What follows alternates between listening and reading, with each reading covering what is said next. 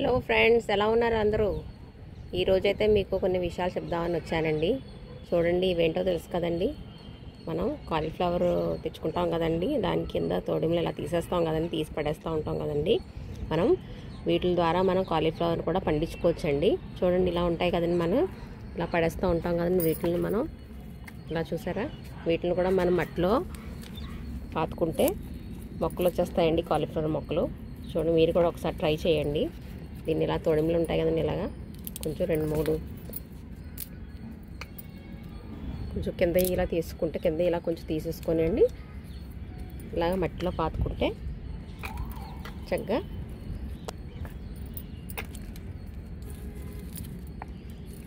ఇలా మట్టిలో కన్నం తీసి కన్నం పెట్టి పాతుకుంటే కాలీఫ్లవర్ కూడా మనం సులువుగానే ఇంట్లో పెంచుకోవచ్చండి. ఇలాగా చూసారు, ఇలా పాతానండి. కొన్ని రోజులకి ఇది కింద నుంచి వేర్లు వస్తాయండి. వేర్లు వచ్చి ఇది కూడా కొంచెం కాలీఫ్లవర్ తయారవుతుందండి అప్పటికి మనకి. ఈసారి మీరు కూడా ఇలా ట్రై చేయండి. చూడండి, ఇలాగా మనం కాలీఫ్లవర్ మనం కూర చేసుకున్నప్పుడు ఇలా పడేస్తూ ఉంటాం, వేస్ట్గా పడేస్తూ ఉంటాం కదండి, పనికి రావని. వీటితో మనం పచ్చడి కూడా చేసుకుంటే చాలా మంచిదండి. వీటిలో చాలా విటమిన్స్ ఉంటుందండి. ఇవి ఉంటాయి కదండి, వీటిలో అన్నింటినీ తీసుకొని మనం బండ పచ్చడి చేసుకుంటే చాలా బాగుంటుందండి. చూడండి, నేను ఇలా పాటేస్తాను. మీరు కూడా ఇలా ట్రై చేయండి. కాలీఫ్లవర్ని కూడా మనం సులువుగానే ఇంట్లో పెంచుకోవచ్చండి. మీరు కూడా ఇలా పెంచుకోండి. Okay friends, bye.